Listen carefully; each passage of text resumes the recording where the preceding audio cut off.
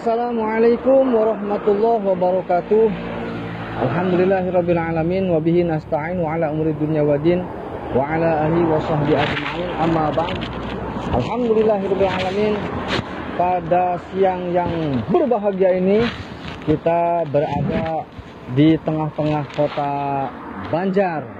Alhamdulillah, pada saat ini saya ditemani oleh Tabib Mitausifa yang dari Kota Banjar ya, cabang Kota Banjar. Nah, alhamdulillah kita di sini berada di keramat Singa Perbangsa ataupun Raden Kertabumi yang ketiga. Konon katanya sahabat, di sini di makom ini, di keramat ini, menurut masyarakat setempat, yaitu dipercaya dan diyakini bahwa keramat ini adalah Raden ataupun makam Raden Kertabumi ketiga ataupun Wira Perbangsa. Nah sahabat, ayo kita ikuti. Ini masih jauh perjalanannya Pak ya, masih ke atas lagi. Kita naik ke atas, kita ketemu di sana. Nah ini kita cari sejarah di Karawang sampai di Banjar ini. Oke sahabat, ayo kita ikuti. Silahkan. Ke hulu, berenang-renang ke tepian. Jadi kita mengajarkan harus berjuang dahulu ya, walaupun sakit kita terus berjuang untuk mencari keramat ataupun nilai-nilai sejarah. Agar apa? Agar sahabat kita bisa menghormati sejarah para leluhur-leluhur kita. Dan konon katanya sahabat, di sini ada satu makam yang diyakini oleh masyarakat setempat, yaitu makam Wira Perbangsa. Dan kita juga nggak tahu, wallahu a'lam bishawab, hanya Allah yang mengetahuinya dan Allah yang maha tahu. Tapi masyarakat di sini banyak yang mengatakan bahwa ini tempat pemakaman bukan tapak tilas. Tapi kita nggak tahu. Kita akan bongkar sejarah di makam beliau. Alhamdulillah, ini sudah sampai ya sahabat, sampai ke jalan ya itu. Pohonnya juga besar-besar, capek. Semoga.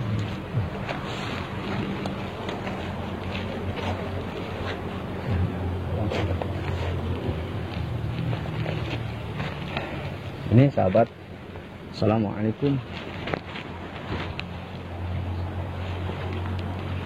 Ini sahabat, lihat, inilah makam sejarah ataupun makam keramat yang konon menurut masyarakat setempat di sini kurang terurus sahabat ya.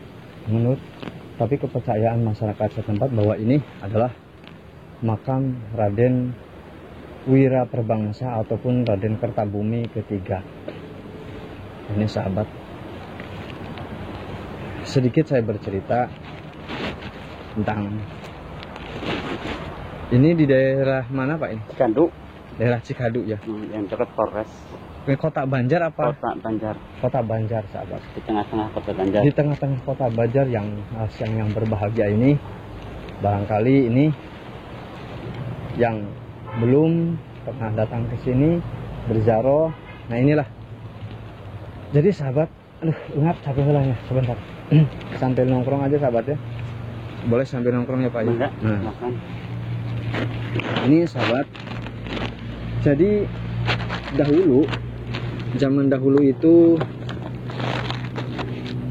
ada yang namanya Kertabumi 1, Kertabumi 2, Kertabumi 3 hingga Kertabumi 4 sahabat. Kertabumi 4 itu yang menduduki terakhir yaitu di Karawang, di Kabupaten Karawang, Desa Manggung Jaya, Kecamatan Cilemaya Kulon. Di sana ada Raden Singa Perbangsa ataupun yang digelar Kertabumi 4 dan juga punya gelar lagi itu Mbah Dalem Kalidaon, Mbah Dalem Manggung. Nah, Jadi bagaimana sahabat ceritanya? Beliau mudah-mudahan kita datang ke sini mendapatkan maghfirah Allah Subhanahu wa taala. Kita berdoa, bermunajat kepada Allah taala, mendoakan beliau mudah-mudahan dengan apa hasil perjuangannya tempo dahulu membela kebenaran, mudah-mudahan menjadi nilai sejarah yang patut dikenang untuk kita di masa kini dan juga kita menghormati untuk masa depan sahabat. Perjuangannya beliau itu sangat luar biasa sahabat, yang mempunyai nilai-nilai sejarah hingga patut untuk dikenang. Kalau seumpamanya memang ini benar, ini makomnya, ya mudah-mudahan orang Karawang bisa jaroh ke sini. Kalaupun ini Patilasan, setidaknya beliau ini mempunyai nilai sejarah yang luar biasa yang patut kita hormati, kita sayangi, kita lestarikan. Cuman sayang di sini sahabat, di sini kurang terurus. Boleh yang lebih tahu komentar, yang namanya juga sejarah itu pasti ada perbedaan dari si A ataupun si B, itu hal wajar. Tapi jangan lupa sejarah dan jangan lupakan sejarah, karena kita terlahir dari sejarah. Keramat yang sesungguhnya sebenarnya yaitu keramat orang tua kita sahabat, yang patut kita ta'zimi, hormati, sayangi, cintai, itu orang tua kita. Namun ketika kita menghormati nilai-nilai sejarah, maka kita akan menjadi berharga.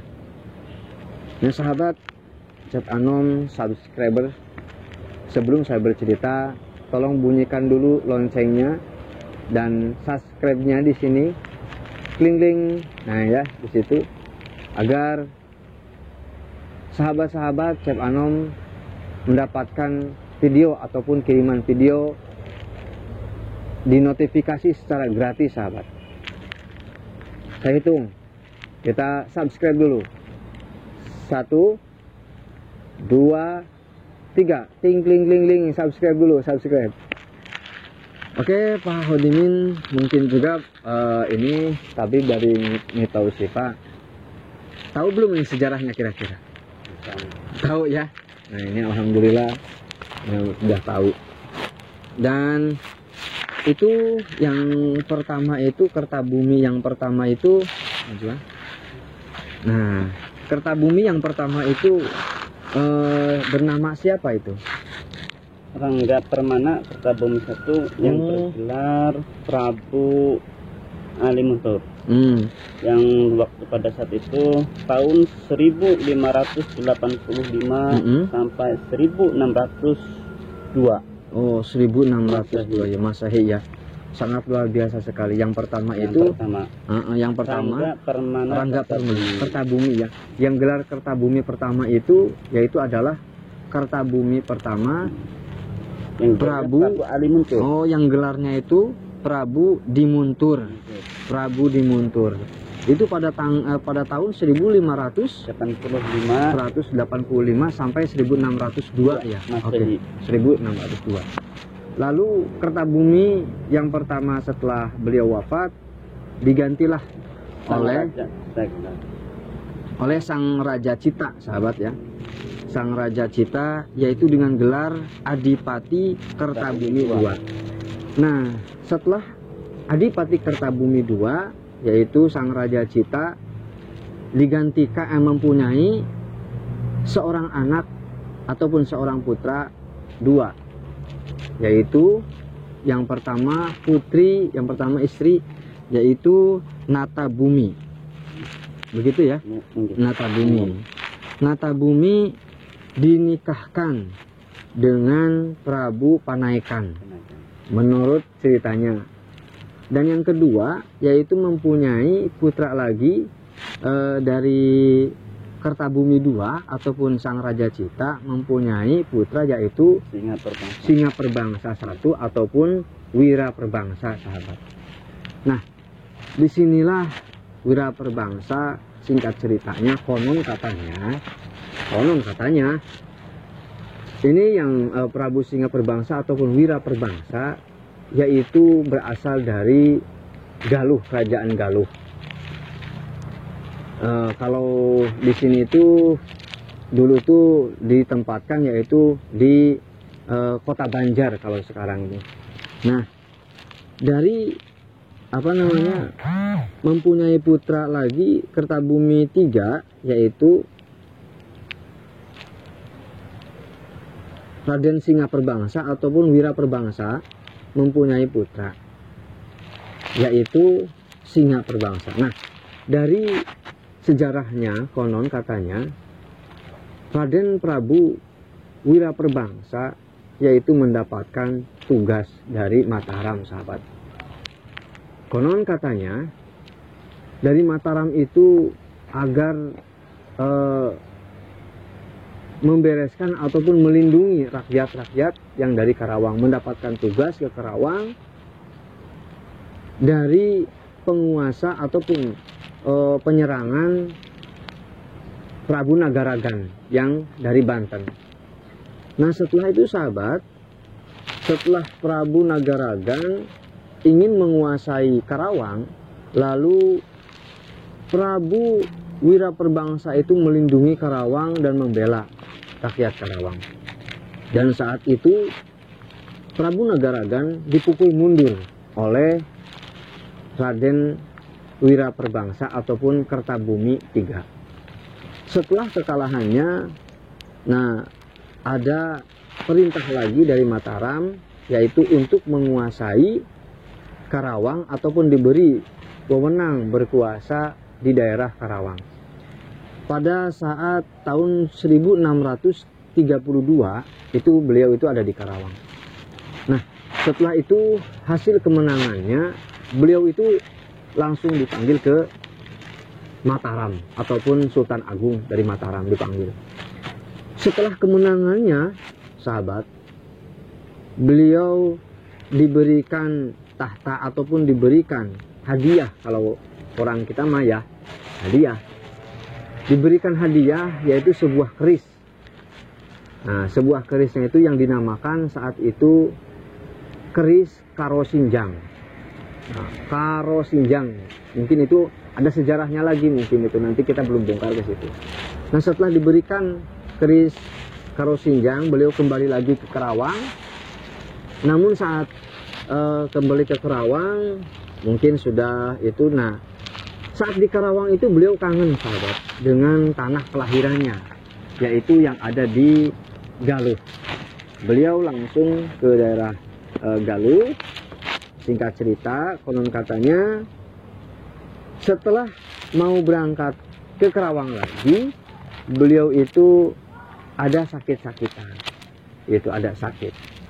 Nah, setelah sakit, beliau akhirnya tidak bisa kembali lagi ke Karawang, sahabat. Setelah sakit, beliau wafat tahun 1633, konon katanya. Setelah wafatnya beliau, Raden Kertabumi III, ataupun dengan ya gelarnya ataupun dengan nama asli Raden Wiraperbangsa, yaitu dimakamkan di sini. Itu menurut kepercayaan masyarakat dan keyakinan masyarakat yang ada di Kota Banjar. Dan ini, sahabat, ini belum terekspos, ya, belum terekspos oleh masyarakat ataupun belum ramai dikunjungi masyarakat. Jadi kalau iya kita meyakini bahwa beliau yang ada di sini, wajib kita hormati, wajib kita ta'zimi, wajib kita mengenang sejarahnya beliau. Kita doakan mudah-mudahan dengan hasil perjuangannya beliau hingga terasa keamanan, kenyamanan kepada masyarakat yang ada di Nusantara ini. Nah, sahabat, setelah kewafatannya beliau di Galuh, lalu dipanggillah putranya yang bernama Raden Singaperbangsa. Bukan begitu, Pak? Nah, Raden Singaperbangsa, atau dengan gelar Kertabumi IV. Nah, atau banyak lagi gelarnya, Mbah Dalem Kalidaon ataupun Mbah Dalem Manggung, ya, Mbah Dalem Manggung. Nah, itu, sahabat. Dan setelah dipanggil ke Mataram, beliau mendapatkan tugas, yaitu untuk menguasai atau berkuasa, diberikan kekuasaan untuk memimpin di daerah Karawang, yaitu untuk menjadi Bupati Karawang. Dan ditemani oleh salah satu sahabatnya ataupun wakilnya, yaitu Raden Arya Wirasaba, yang makomnya kemarin yang ada di daerah Karawang juga. Nah, disitulah sahabat, itulah adalah titik awal ataupun cikal bakal Karawang terjadi di situ, sahabat. Nah, setelah itu beliau memimpin dari 1633 hingga 1677. Itu menurut sejarah, sahabat, konon katanya. Dan di sini, di hadapan kita ini, sahabat, beliau adalah Raden Arya Wirasaba. Raden Arya Wirasaba itu, sahabat, itu adalah salah satu kasepuhan ataupun orang tua dari Prabu Singaperbangsa ataupun Raden Singaperbangsa yang ada di kota Karawang tercinta. Dan alhamdulillah, menurut sejarahnya, inilah bentuk dari ataupun prasasti zaman dahulu beliau dimakamkan di sini. Cuman sayang, kalaupun memang iya ini kondisinya, harusnya tercium oleh pemerintah dan dibereskan oleh pemerintah, ya, karena beliau juga mempunyai sejarah yang sangat luar biasa, sahabat. Nah, kalau kita mengulang dengan ini, karena Raden Arya Wirasaba, Raden Wiraperbangsa ini diberikan, saking beliau berjasanya dari Mataram, beliau diberikan salah satu sebagian dari kekuasaan, yaitu diberikan satu kerajaan kecil, sahabat, di daerah di pinggir kali. Itu silahkan yang tahu komentar aja. Nah, di situ ada dua yang tadi dengan Natabumi. Natabumi itu mungkin saudaranya yang dinikahkan oleh Pangeran Panaikan. Nah, Pangeran Panaikan ini saat akan menyerang POC ataupun Batavia, Pangeran Panaikan itu ingin bersikeras untuk menghajarnya. Dan Pangeran Wirasaba saat itu, kata Pangeran Wirasaba, konon katanya jangan dulu, sahabat, karena mungkin harus mengatur strategi perang ataupun bagaimana, wallahu a'lam bishawab.